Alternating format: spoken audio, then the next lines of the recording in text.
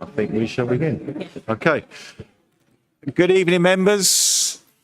Welcome to another meeting. I would say welcome to the public, but we're a bit light on them today, aren't we? Very unlike the people of West Suffolk not to come here. Anyway, I believe we do have security here anyway, just in case we get a surge of the public. I meant to say down, it's in my list here, to ask them to keep the noise down, but I think we'll be all right, won't we, so far? And I can't see anyone in the public filming, so I can move on there as well. And I don't even have to ask anyone if they don't want to be filmed or anything, because we all have to be filmed. So that's all right as well. We didn't have a practice session regarding the microphones and everything, so I trust everyone's okay with it. We now do it in planning committee, and it sort of works okay there as well, so I think most members must be all right now. So that's okay. Right. So we will begin. Please, kids, come on. Well, first of all, unfortunately, I've got to announce another loss of a councillor, again from the Forest Heath side. I don't know how many members knew Terry Walters. Obviously, most of you knew his son James, who was leader of Forest Heath. Sadly, Terry died just a couple of weeks ago. He was around when I first joined in 2005. I think he joined in 1999, and he was always, well, for me, he was a lovely guy, and he taught me some things. Lucky I only listened to the good bits, not the other things. He certainly, I never know, cared very much of his community, and they did cover the rows, West Row, Beck Row, and everything. And yeah, a good councillor. And then obviously James came on board and took over. We do send our best wishes to Terry's widow and family, obviously including James, and certainly from the previous members of Forest Heath District Council as well. Okay, I'm going to ask you to stand, please, for a minute's silence.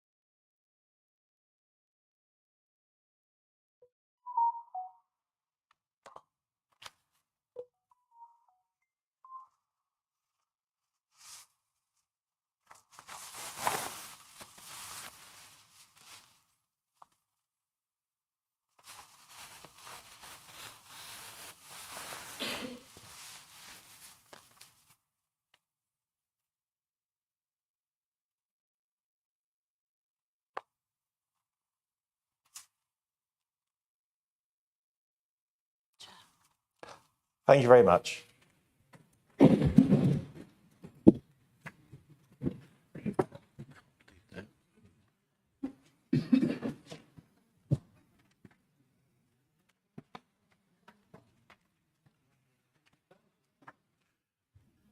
Okay, members, first of all, we start with the minutes from the 20th of February. Do I have a proposer, please? Councillor Whittam, and a seconder? Okay. I need a seconder then. Councillor Hine, thank you. Anyone with any comments? On page 4, the question on the leader's statement, we have the answers, which I don't have a problem with, but we don't actually have the questions recorded. It's pointed out to me from somebody who wasn't able to attend last council meeting that he really didn't understand what was going on there from the way the minutes have been drafted. Now, we don't necessarily want it verbatim, no one's asking for that, but some indication of what the question was, followed then by the leader's answer, I think would be more helpful for the general public.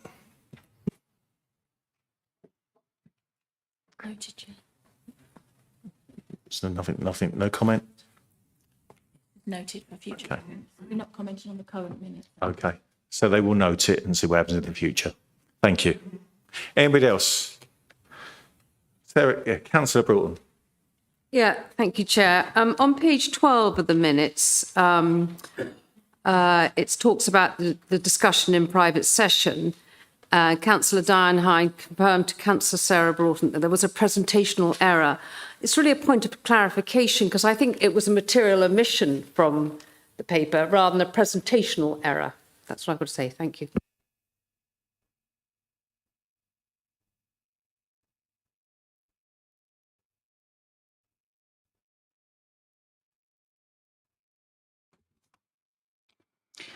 Thank you. Item G, page 5, carrying on to page 6.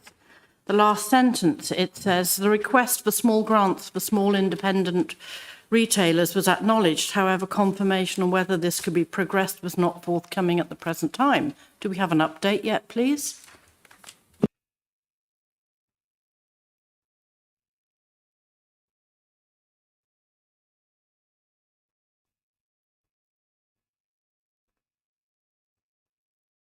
A question for Cliff later on, okay, under section B of the leader statement, yeah? Thank you. Okay, I've got no more names up here, so those in favour, please, for accepting the minutes. Any against? Abstains? Nope, that's done, thank you. Right, item 2, Chair's announcements. What have I got to say about this? Well, I need to remind members on the 8th of April, there's a memorial service to celebrate the life of the late former councillor Mary Evans. It's in St Edmundsbury Cathedral at 11 o'clock. Everybody is welcome to attend. And I will just want to make sure that everybody's received the invites and emails regarding my civic dinner for the 10th of May, and the location has now been decided at the Athenaeum after some hard bargaining and not too much diplomacy on my part. We will be holding it there at 7 o'clock. So I do hope as many members can come. As I said, I think last month as well, I have got some excellent entertainment and it will be a good night. And it will be good to see the fact that this council is made up of 3 pretty similar sized groups that we can all get together. Okay, thank you.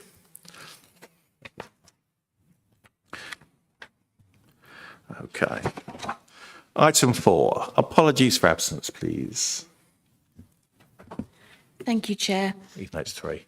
We have received apologies for absence from councillors Andy Drummond, Luke Halpin, Rachel Hood, Andrew Martin, Laura Jane Miller-Jones, Joanna Rayner, Marilyn Sayer, Julia Wakelum, Indy Wijanayaka, Jim Thorndike, Andrew Speed and Birgitta Major.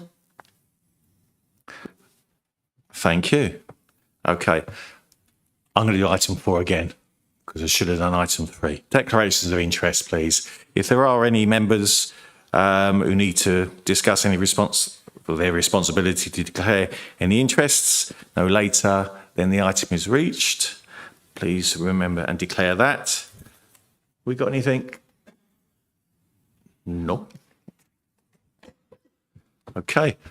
Item 5, public participation. No. Nothing at all. Can we not drag someone off the street? I mean, come on. Oh, well, nothing there. I haven't banned everyone. Okay, item 6, the leader's statement. Okay. The first part, we'll ask, obviously, the leader to make his statement. The first part will be questions on his statement, and the second part will be questions on anything else on council business. So, Councillor Waterman, it's all yours. Many thanks, Chair. Let me just start by saying that I've had COVID and I've had a cold and I've got hay fever as well. So my throat's in a bit of a precarious position. So if I suddenly descend into coughing fits, it's only temporary, I hope. Anyway, I'm sure you've all read my written bit, so I'll go through the speech bit now for you. So there are a few things to go through. The first one is a really, really happy one, I think, although it starts out as an unhappy one. It's about CPR. Two of our members of staff, I won't say who they are or which department they work in to keep them anonymous, but they were working in one of our villages when a resident collapsed. The two called for an ambulance and carried out CPR, resuscitating the person more than once until medics turned up.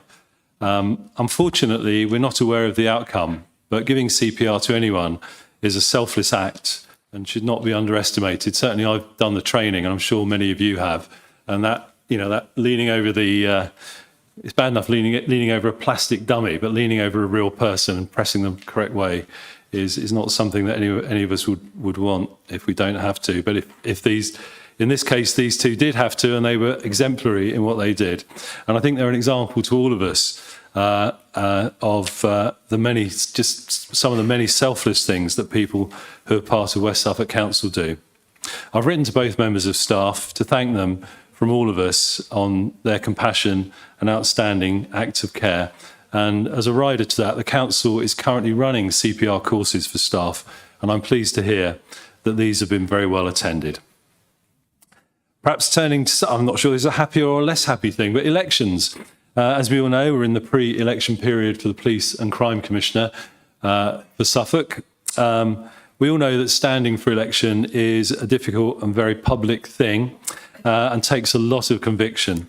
Indeed, anyone standing for public service does so thinking of others and how they can serve the best interests of their local communities. So I'd like to wish all the candidates the best of luck. It's West Suffolk's time to manage the election process this time round, and I'd like to thank everyone involved in delivering this. I'm sure it will be a very professional and well-run election. To members of the public, I say please do go out and vote, and there will be information provided on the candidates in due course. As I say, I very much encourage people to turn out and exercise their democratic right. Next item is best interests. On the theme of the best interests of our communities, I just wanted to mention briefly a planning issue that's been in the local papers. I won't go into any details about this either, as it's still a planning matter, but I want to highlight a good example of the compassion of a local member. The work of councillors behind the scenes often goes unnoticed, and this is something I'd like in a small way to address just now. So sadly, Councillor Speed isn't here tonight, but I'd like to thank him for his intervention in this particular case and the kindness that he showed, as well as the exemplary way in which he championed the cause of his resident. Indeed, we've seen examples over the last few months of councillors doing things for their communities, and I hope to highlight more in the coming months.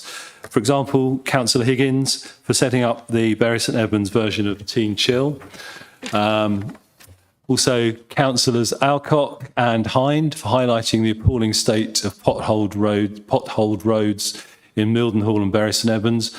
And I'm sure there are many of you who have also been pushing on this issue, as well as perhaps flooding. Moving on to Newmarket Cinema. Another project that's been fought for by local members has been creating a cinema in Newmarket. Indeed, local members have been campaigning for this from the time it was Forest Heath. And I know Councillor Glossop, as portfolio holder, also campaigned hard for this to happen. I'm pleased that a cinema will now be in Newmarket, thanks to partnership of the Newmarket Charitable Foundation, Abbeygate Cinema, and the local theatre group Nomads, as well as support from ourselves. On this occasion, timing was right to enable this to become a reality, as well as the availability of our part of the Rural England Prosperity Fund, so that could be added to the pot. But importantly, it was made possible by local councillors championing the cause and adding their locality budgets. So Councillors Hood, Parry, Anderson, Jarvis, Yarrow, Lynch and Drummond all contributed to this, something that may have otherwise gone unnoticed. So I'd like publicly to thank all of them for their part in bringing the cinema to Newmarket. The horse racing industry, as we all know, Newmarket is the international home of horse racing, and I'm committed, as the whole council is, to working collaboratively to support the industry's development and understand more about the challenges and opportunities it faces. Last month, I was delighted to chair the first meeting of a new partnership between the Newmarket Thoroughbred Racing and Breeding Industry Forum and members of Cabinet, which brought together senior industry representatives from across the equine cluster to explore issues ranging from housing to transport to innovation and supporting tourism and business more widely in the town of Newmarket. This new forum is an example of this administration's commitment to engage, and we've agreed to a series of actions to explore together going forward, about which you will hear more in due course. Streetlights. I'm very pleased to see the first payment has been made to help town and parish councils with the cost of rapidly converting streetlights to the more efficient LED type of lanterns. This uses the new Decarbonisation Initiatives Fund to enhance energy efficiency and embrace sustainable practices. Mildenhall Hightown Council took the step of upgrading its streetlights in 2023 as the first of many councils to benefit from the scheme. Their grant of £92,760 has now been released and covers the cost of converting 480 streetlights. The transition to LED streetlights through the scheme is expected to reduce the town and parish council's energy consumption by at least 70% and save up to 75 metric tonnes of CO2 per year. For those of you like me, that's a lot. You don't know what that means, but it's a lot. West Suffolk Council is now in the process of completing grant agreements with other eligible towns and parish councils with the aim of all council-owned streetlights in West Suffolk being LED and therefore much better for our environment by 2025. I'd like to thank Councillor Andy Neal in this, as I know this has been a subject with which has been close to his heart. I also know he's championing what we do to markets, and while I know we continue to work hard on improving them, I join him in recognising the role they play and the need to always do more. Vending machine. I've mentioned the new reverse vending machines we have in Newmarket and Bury St Edmunds, which are currently being trialled. I would urge you to all take the chance to go and see them for yourselves and how people use them to recycle cans using their smartphones to get rewards to be spent with local and national businesses. There is a whole raft of ideas and initiatives that have come through from the Environment and Sustainability Working Group, and it's part of the great cross-party work that we're doing on this. I'd like to particularly thank Councillor Jarvis, who was instrumental in pushing this particular item forward, and I'm glad it's now a reality and being used. Suffolk is to benefit from 7.3 million in EV investment. Suffolk County Council has secured millions of pounds of funding to help develop electric vehicle charging across the county. Local members and the public are being asked to nominate streets that may benefit from this. Details are available on the Suffolk County Council's website, and I'll make sure it's also included in member news. Additionally, we're also working with the County Council to identify areas that we feel could benefit. The County Council has been allocated the money after successful bids to the government's Local Electric Vehicle Infrastructure Fund, which supports local authorities to plan and deliver charging infrastructure to residents without their own off-street parking, which has always been one of the challenges in relation to the transition to carbon-free motoring. Grass cutting. Grass cutting season is upon us. I know because I'm getting hay fever already. And although the wet weather has done its very best to delay it, we've started. I'm sure Councillor Shipp will join me in thanking all the members of the working group that helped to look at how we can improve our grass cutting. And this has been put into practice, and this has meant we've started the season with additional capacity to take on what is a difficult task. And subject often to the weather, as well as, of course, scrutiny by our local residents. Two more things. Penultimate one, you'll be pleased to hear. Local plan. The last of 3 public consultations on the West Suffolk local plan finished on the 12th of March. A total of 187 individual participants responded, which generated around 1,000 additional representations to the plan and supporting documents.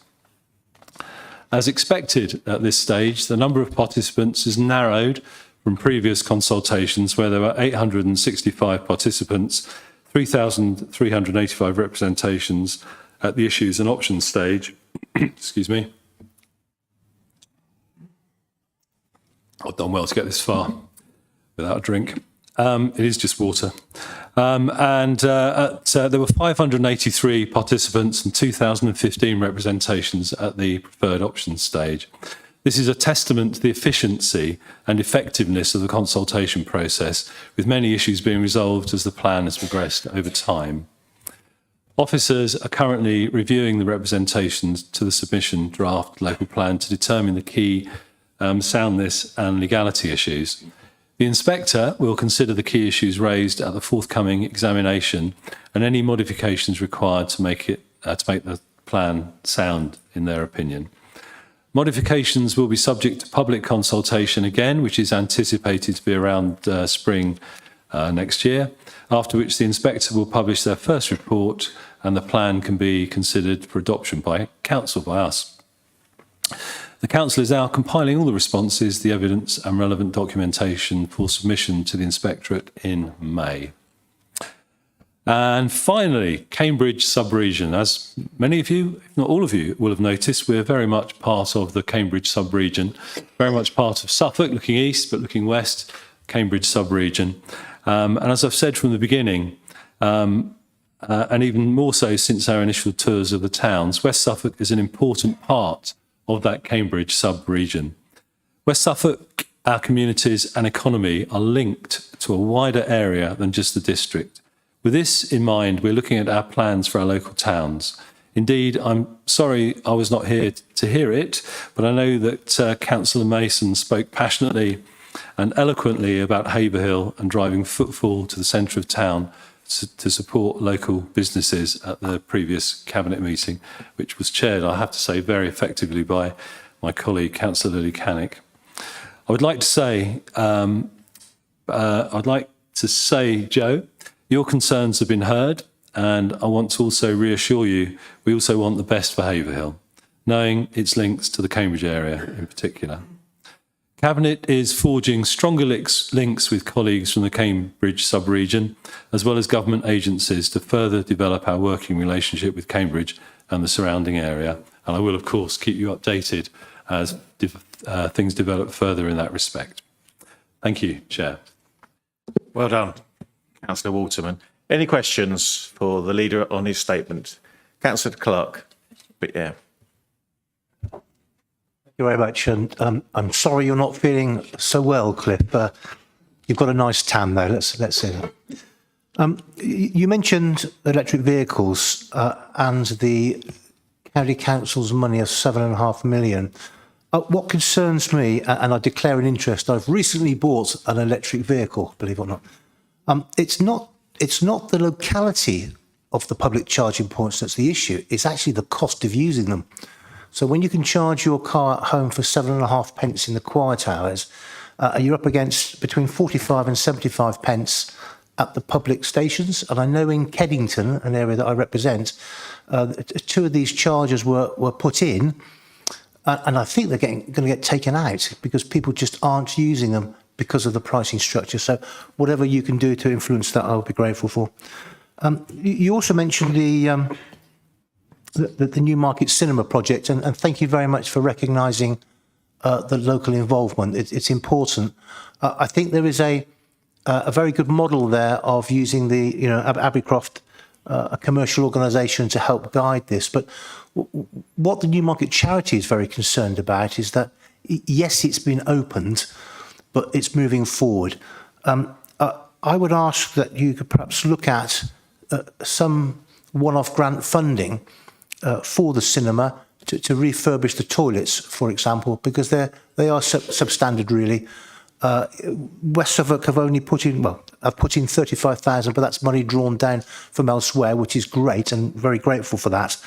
But I do think that if we could put a little bit of our own money in there, I don't think the toilets cost a fortune. It would be a great signal that West Suffolk Council are really part of that community project and prepared to put a little bit of money into it. The idea being is that if the Newmarket charity has to fund these things, then it can't subsidise some of the tickets that it wants to for disabled and disadvantaged people. There's one person you missed off that list of people to thank, actually, was James Lay, who's no longer a councillor here, but he's put an inordinate amount of work into this project. So if that could be recognised, that would be fantastic. We talk about on page 2, you talked about a great place to invest and listed companies there. Are you able to give some indication as to what West Suffolk Council has actually done to help these companies? I noticed the one in Little Ratton, again, right on the edge of where I represent, 64%, expand its workforce by 64%, but what have we done? Because I'm not sure that we can just list a bunch of successful companies in our area, in our council papers, because there are also some companies, and others know better than I do, that are actually uprooted and disappeared off to Ipswich because they believe they can operate better there. So we don't want this to become just a propaganda sheet if we can help it. Two very small points now, if I may. It might go into the second half. I'm really not sure, but you can tell me off if I'm wrong. One, is the leader in a position to update us on the costs and timescales and proposition for the Bury Leisure Centre? We just don't know what that is yet. And the second one is, there was the issue of the security of the bus station when it was going to be closed, and then it's going to be opened with guards and all sorts of stuff there. Where are we with that? What's its cost to date? And what is the final outcome going to be? Thank you. Thank you. Councillor Waterman. Thanks very much. I sympathise with you on the electric charging points. I don't have an electric car, but my daughter does. And we had a very frustrating day rummaging around Bury St Edmunds trying to find somewhere to charge it. Eventually ended up in Waitrose car park, as you do. But I don't know that it's something where Suffolk Council has got much control over. But certainly I think it's a good point that needs representing back to government, and certainly I'll raise that when I meet the MPs next. Newmarket Cinema, I'd love to write a blank cheque to every good project, but unfortunately I'm not able to do that. But I will pass those comments on. Well, Councillor Shipp will have heard that, and in relation to his portfolio for leisure. And apologies to James Lay that I missed him off that list, I suppose because he's no longer a councillor here, but I'm sure, knowing James, I'm sure he was very persistent, to put it mildly. Investment in companies, I don't really, I can't really say specifically about Safina Foods, I'm afraid. And I do take your point, though, that as somebody comes in, if somebody goes out, that's not a net gain. We are doing a lot to encourage investment into West Suffolk. I might just mention the advanced manufacturing and engineering units, which we're still working on achieving, although we have had some headwinds there of late to do with the abolition of the LEP. However, Bury Leisure Centre, I can't give you the figures for that. I think you asked for figures of that, but I can certainly get that a written answer for that. And the bus station guards, again, I can't give you a figure for that, but we are reviewing that, and I've got a meeting the week after next, I think it is, to review that. It should have happened last week, but because I was ill, it was postponed. As far as I'm aware, the problems have abated, but as we all know, the problems of antisocial behaviour continue. And one of the problems is that you deal with it in one place and the antisocial behaviour moves somewhere else. But it's not something that we as a council, and I'm sure all of us would agree with this, want to let up on. It's not something that we can accept for our communities, and I certainly won't accept it. I think I've covered everything. Yeah, thank you. Thank you. Councillor Pugh, is this regarding the statement or is it about any other issue of the council? That will be part B then of the questions to the leader. Okay.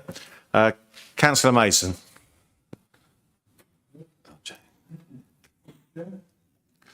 Is it working? Yes. Okay. Is it working? Yes. Thank you. Sorry. Firstly, Councillor Waterman, thank you for the positive words that you said about my question at Cabinet. I've actually come back just a little bit and I'd like to expand that, so please forgive me, members, if it's very Haverhill focused as opposed to across the district, but I think it might have issues across the district. Before I do so, with your indulgence, Chair, I'd just like to do a quick shout out for the waste team in Haverhill who've been supporting the Great British Spring Clean event held by Keep Haverhill Tidy. Every year, the waste team from West Suffolk do a great job supporting this litter picking community. Thanks also to Councillor Brown, Councillor Furman and Councillor Marks for leading and supporting a number of the events organised. As regards my question, I've received a lot of positive feedback from residents and businesses regarding my question at Cabinet regarding car parking charges. Councillor Wichenike did reply, but it left me unconvinced. For the record, Haverhill doesn't have a bid, but was referred to in his answer. I was somewhat surprised and slightly concerned by bids being mentioned in the reply, answering my question specifically about Haverhill's high street need for increased footfall. Last year in this chamber, I raised concerns that there were 11 empty retail units on Haverhill's relatively short high street. 11 units was a lot then. We now have 13 as of today. I really want to get behind initiatives that will have a real impact, but success, I believe, will be measured as a result of increased footfall. So last October, West Suffolk Council introduced free trading for 12 weeks and promoting the Makers Market. Provincial House being occupied by West Suffolk College is good, though I doubt students will bring the expected significant increase in footfall that Councillor Wichenike referred to, but no doubt Greggs will do well. Please, as a council, can we work harder to convince us that all the measures this council are putting in place will see the change that residents and local businesses, the stores, as well as the market traders, are crying out for? This last Saturday, Jubilee Car Park was at best half filled and the market had 5 stores. On a Saturday? That's terrible. This council has proudly abolished the £1 overnight charge for Bury St Edmunds and modified some charges at the cattle market. It has also announced parking in smaller towns would remain free. But the leaflet that came with everyone's council tax bill that went out to the whole district council stated something different. It said the budget process has also given the opportunity to listen to residents, businesses and car park users by simplifying and abolishing some parking charges. But no change in Haverhill. But I'm pleased that something was possible in Bury St Edmunds. How should the people of Haverhill interpret that last and somewhat misleading paragraph? And what hope should they have that this council will seriously consider ideas like free for the first hour to encourage popping out to the shops throughout the week, rather than just the meagre looking free after free on a Friday, which isn't now doing the job? Thank you. Councillor Waterman. Thanks, Joe, for championing Haverhill along with your other colleagues from Haverhill. I think it's always worth bearing in mind that Haverhill is the 4th biggest town in Suffolk after Ipswich, Lowestoft, Bury St Edmunds. So I think it's something that we must always bear in mind, and something I always bear in mind when I'm thinking and talking about Haverhill. Haverhill does present challenges, not least of which is the declining high street. That's not something that I personally am willing to sit back and allow to happen. I share your ambition to see Haverhill thriving. And I think, going back to my earlier spoken statement, one of the ways that Haverhill will thrive is as part of that wider Cambridge sub-region. Obviously, there are challenges there in terms of a lot of the new housing is being bought by people who work in Cambridge and perhaps regard Cambridge as their home for entertainment and shopping. So we do need to work as hard as we can on bringing that footfall into the town. Unfortunately, Councillor Wijanak is not here tonight, so he can't answer those specific questions that you raised, but I will make sure that he sends you a written response to those things. And I think I've covered most of what you asked. Thanks, Joe, for raising all that. Thank you. Councillor Mason, did you have a supplementary question to anything the leader said? No, okay, thank you. Councillor Major, please.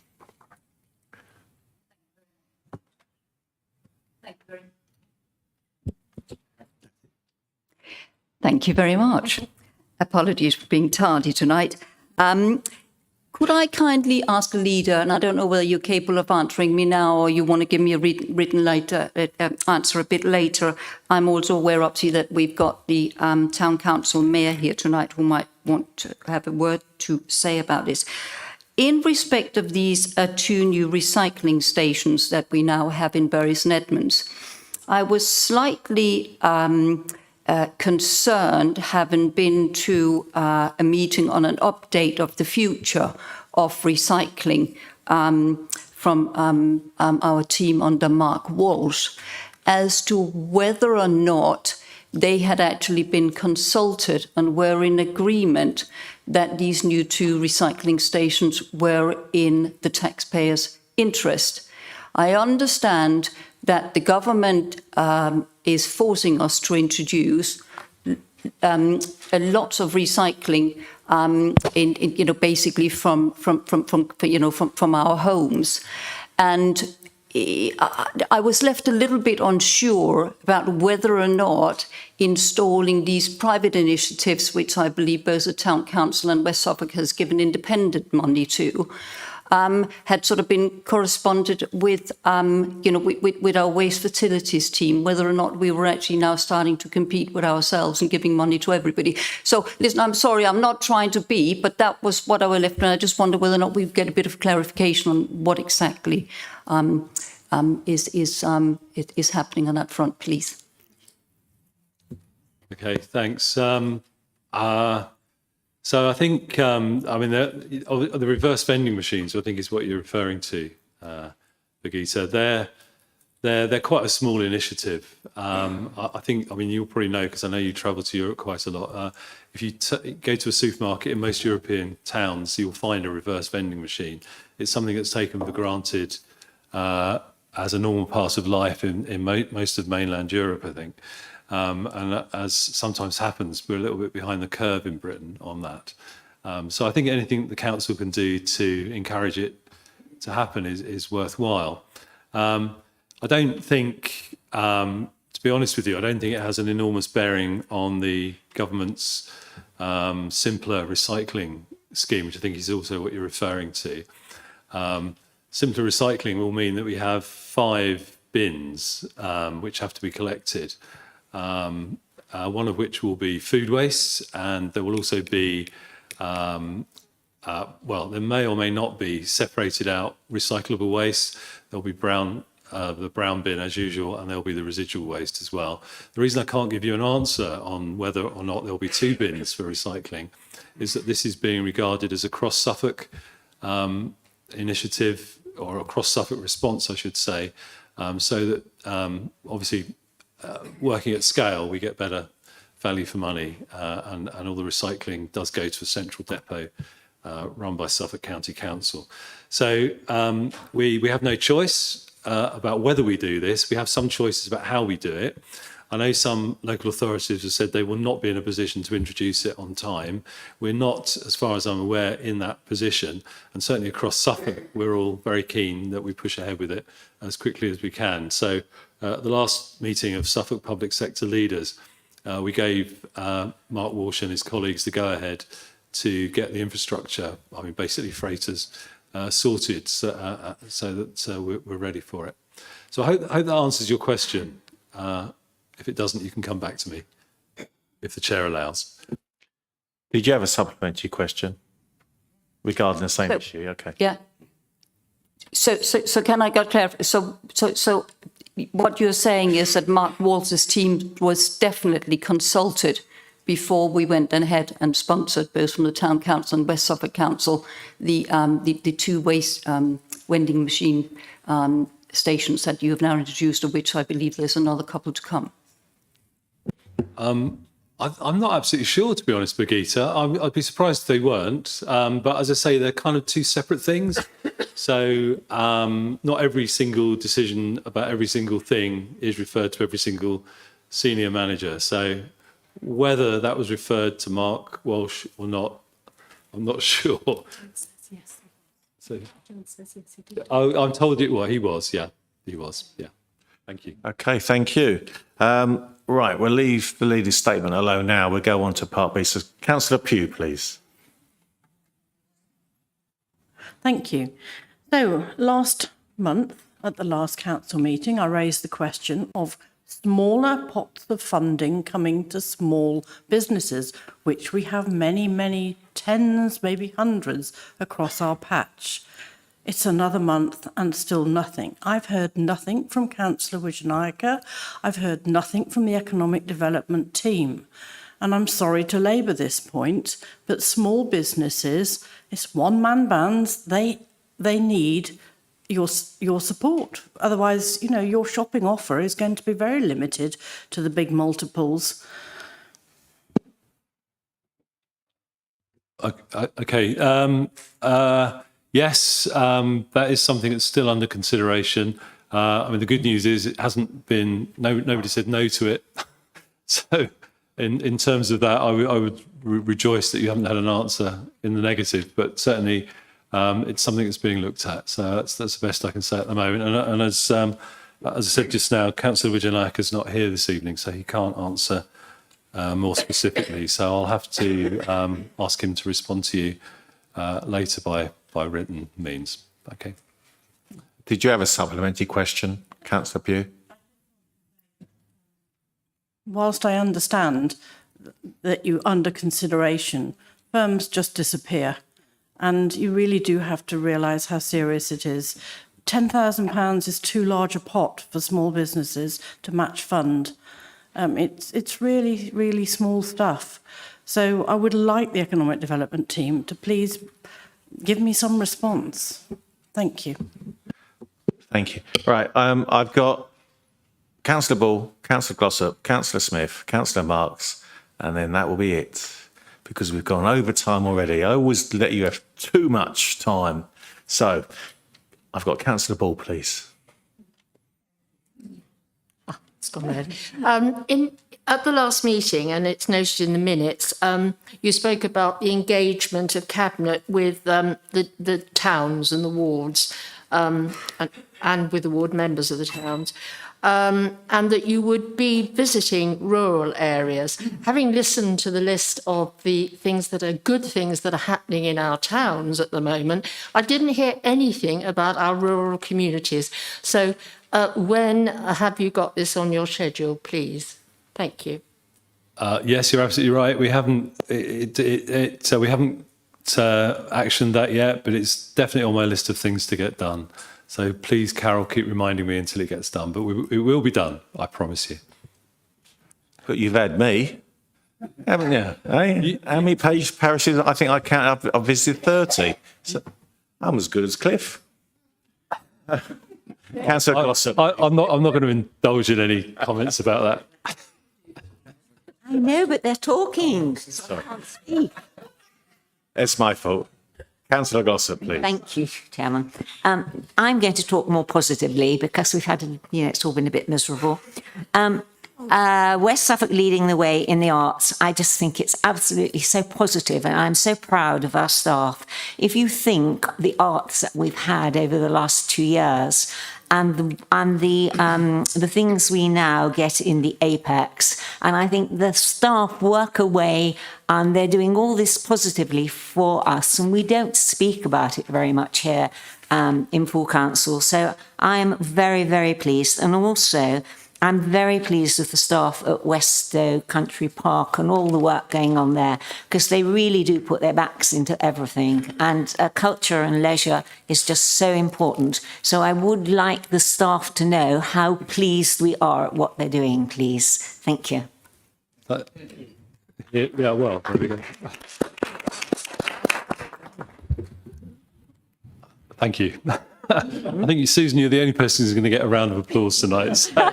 You don't know. Yeah, I wholeheartedly support everything you said. Thank you very much. Thank you. Councillor Smith, please. Thank you, Chair. Cliff, I was on a Teams meeting on Friday on this simpler recycling, which is a national initiative, to be fair. So it's not actually something that is unique to us. I picked up, though, that glass bottle banks are likely to be terminated as part of this. Now, glass bottle banks for rural communities and other communities, I'm absolutely sure, provide an income. And in my particular ward, there are 3 parishes that receive an income against their village hall turnover. If you, in 2022, Bardwell, it was 10% of the village hall income for the year. So I guess my question is, can I appeal for some support to try and address that shortfall of income, not just for me, but all locations that have actually got a glass bottle bank? And the other side of this equation, because it's a double-edged sword, is if we go to curbside collections and if we treat village halls like a business, because they have to pay currently for their commercial waste, not only will they lose the income, it's quite possible they may be charged for collecting glass bottles from their premises. So I'm looking for a bit of support, really, Cliff, to have a look at this to see whether there's any way there can be some flexibility around the glass bottle bank termination. And it's no news, David. I raised this ad nauseum on Friday, to be fair. So I'm looking for support for an initiative to look at whether there's ways that we can support. I mean, I will say rural, because I'm a rural ward member. Rural facilities, which are they're the lifeblood of communities, aren't they? So village halls and things. So that was my question. Yeah, thanks very much, Andrew. I don't know if Councillor Taylor, do you want to say something? You probably know more than me. Councillor Smith, you did mention it once or twice on Friday. It is something I'm looking at with Mark Walsh at the moment, and I will be feeding back as soon as possible. Did you want to come back? I've got another question. Just a quick one, Dave. If you want some evidence of what I've just said, I can provide the village hall accounts for Bardwell. It just gives you a sense of what we're likely to lose. But thank you for your support. Thank you. Okay, finally, Councillor Marks, please. Turn your microphone. Support from this council to lobby government, and it's on low cost housing.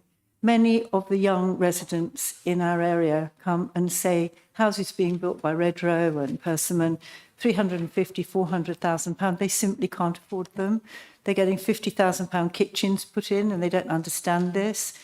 And yet in Scandinavia and in Scotland, they have sectional houses. They buy the land and they're allowed to choose from a range of 20 or 30 designs to put those sectional houses, and they cost, I don't know, around £120,000, which is much more affordable. Why are we continuing to build brick boxes that people are having to pay a great deal of money for? Please, can this council, across the council, lobby government to say we should be looking at other countries' developmental programmes and see what they have to offer? I think Birgitta made a comment to me that in her country you can get a one-bedroom flat for £30,000. How nice that would be for our young people to be able to get on that ladder. And we can make that difference by lobbying government across all of our political spectrum if we're agreeing to do that. I also am very concerned. I've spoken to a number of boiler support people who are saying we don't have enough people in this country who can service the new air source heat pumps, and it's £250 for one service. That again is unaffordable for a lot of people. And for the elderly, they don't provide enough heat to keep those people warm who are old or who are sick. So we need to be very careful what we are imposing on people. But if I could ask your support, please, for better low-cost housing, when we are looking at building programmes. I think we need to stop building brick houses and assuming that's the only way forward. Thank you. Councillor Osman, yeah. Yeah, I'm going to ask Councillor Kelly to answer that, if I may. You're absolutely right. And to meet the targets, Suffolk as a whole needs another 11,000 air source heat pumps every year. There are simply not the numbers to do it. However, have had a number of conversations with a couple of the energy companies. The good news is that Octopus are establishing a training school, not supposed to say too much, but at Marshall's. We wanted them here, but they'd already made the arrangement. I think the other issue is that there is a huge need to retrain all the existing, call them plumbers, and that is part of the arrangement that we're working on with West Suffolk College. So, yeah, very conscious of the issue. I have to say that the conversations with Octopus have basically shown us that they are keen to actually make the things work. Basically, those conversations will continue and we will grab every opportunity we can from them. Thank you. Thank you. Chair, can I also ask the portfolio holder for housing, Councillor O'Driscoll, to answer the other part of the question? Very quickly. Yeah, thank you, Chair. Yes, and I very much welcome that question. And from my point of view, you're leaning on an open door.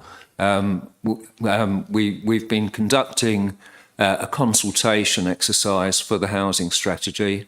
The point was well made by members that attended the workshop last week, including from yourself, Councillor Marks, that there are many ways in which the housing challenge can be met, and that includes the construction of buildings.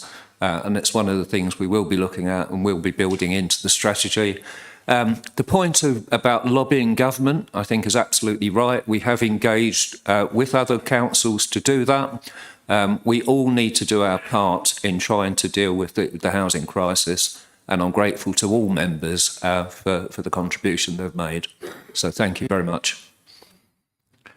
Thank you. Right. That means we've finished item 6. Okay. Thank you. Item 7, referrals, report of recommendations from Cabinet.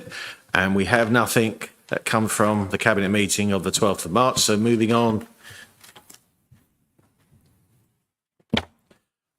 Okay, item 8, the pay policy statement 24 to 25. Councillor Kelly, please, to introduce and move the item. Thank you, Chair. This is basically simply a report on last year's pay position. The pay policy, of course, is about how we pay rather than how much. But the bottom line really is that we do have to ensure that we have a pay policy that works and that we're able to retain and develop staff with the right skills and with the right attitude. And obviously, pay policy is fundamental to that. I think there are a few things of note as far as it's concerned, that in terms of the ratios of pay, we are very much within the suggestions from the Hutton report. And in fact, the 6.9 to 1 is instead of the 12 to 1, which is the maximum suggested by Hutton. Another few things, gender at the moment, it's negative, as in women are paid more than men across the council. We've got apprenticeships working very well indeed. We have 38 at the moment. Much of the focus recently and into the near future will be on youngsters and getting youths into the council on bespoke apprenticeship schemes and developing from there. Lots of other issues that are sort of touched on in the report. I think the fact that it is, in a sense, going to be retrospective rather than prospective, all I can do is recommend the report to you and answer any questions that you may have. Thank you, Chair. Thank you. Do I have a seconder, please? Councillor Waterman? Did you want to speak at all? No? Okay. Does anyone have any questions at all? No comments? Questions? Okay. So we need to vote on this. So all in favour?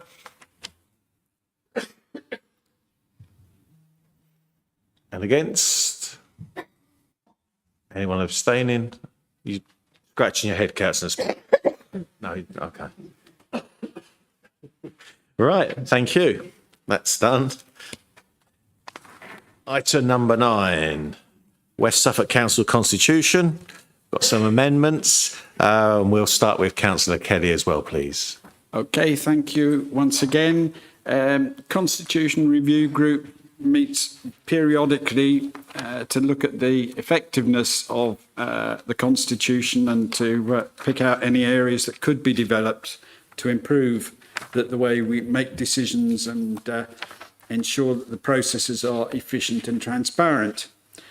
The groups met 3 times in November, January and March of this year.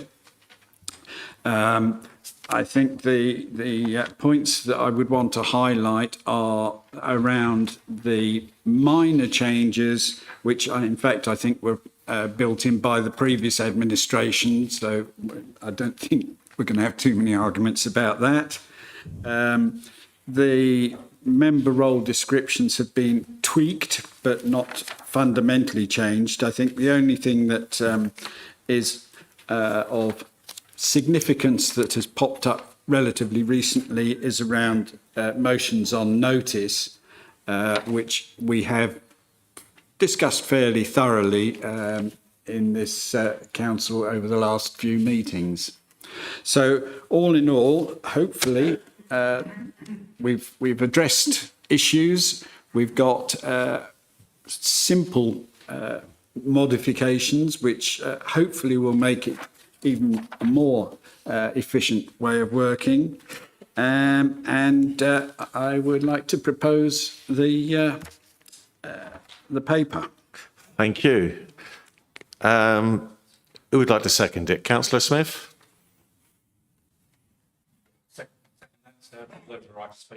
Okay. Does anyone else want to comment at all, ask any questions? Oh, Councillor Chester. Page 40, which is going to items 222, where the scrutiny committees, both PASC and ONS, are proposing to have co-opted members. I don't have a problem with this on paper, in so much it works very well with the Police and Crime Panel, which I sit on with this council, where they have 2 co-opted members, or a co-opted member. The one proviso is that that member must be a Suffolk resident. I seek to know whether that would be included in this proposal. Thank you. Councillor Kelly? So I have no difficulty with that at all. Frankly, I had assumed, possibly unwise to assume, so we'll make sure that there's an amendment in there. Okay. All right, thank you. Right. I've got no more questions. All those in favour, please. And against? Any abstentions? Oh, saw you right down there. Well done. Thank you. That's all done. Okay, item 10. Have we get any other urgent business? I don't think we have. So I think we're all done for the evening. Thank you very much, members. We'll just stop live streaming.